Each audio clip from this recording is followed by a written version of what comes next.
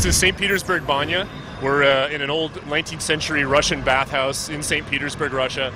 And this is just a setting for what is one of our 4 Deniable Ops modes right now. And I'm playing Hunter. My objective is to move through this zone, eliminating enemies as I go. Now, since I like to play kind of old school Splinter Cell stealth style, I'm actually going to put my gun away.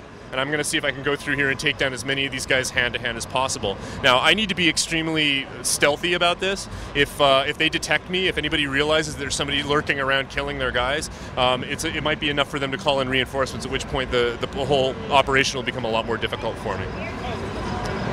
Now, one thing that's really cool is every time I launch this map in this mode, the AI is doing different things. They're in different places. Sometimes I could start the map and I might not see anybody out here. They might all be inside. Sometimes there's 2, sometimes there's 3 guys out here patrolling. So I'm gonna try to move through here, not with any expectations as to where I'm gonna find people, and I'm gonna try to take guys out as I go.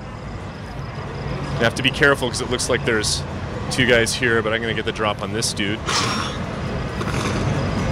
Now, I've completed a hand-to-hand takedown, and by doing that, I've earned an execute token. You saw the flash on the screen. You can see where it says execute. That means now, if I mark enemies and track them through the game world, I will have the ability at some points to be able to execute those marks kind of all in one go.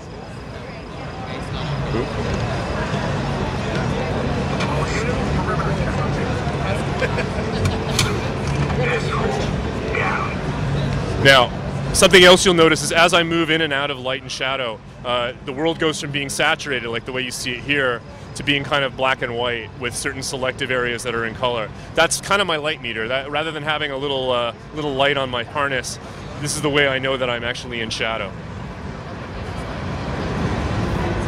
We try to give the player a lot of different paths for tackling different locations like this. Target in sight! Fire!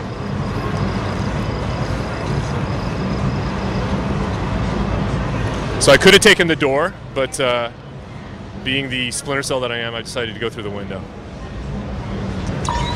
Now, one of the things that's cool as well, it's a little different from single player about Deniable Ops and about co-op, is that as an operative, I actually have access to a lot of the gadgets that Sam Fisher doesn't have access to when he starts the game. So there you saw the sonar goggles. I have things like my portable EMP, which I can use to knock out lights and other electricals in an area around me. That's a good sort of get out of jail free card if I get surrounded by hostiles. You can see as well we have a sort of cover-to-cover system here. As I'm using the sticky cover by holding down the left trigger, if I look around and I can spot areas where there's cover, I'm able to kind of press the A button and immediately go to those points. Let's see if I can take this guy out.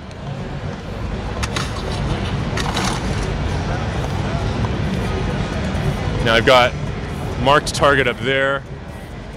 I'm going to see if I can get a better angle on him, and I'm going to try to take him out. And that's an example of an execute. So basically it's a way of showing that, okay, as this kind of elite, deadly spy who's been trained to sort of keep track of enemies and then deal with them kind of in one fell swoop, I'm able to do that a little bit better than I would if I was just trying to line up headshots using my own somewhat limited skills.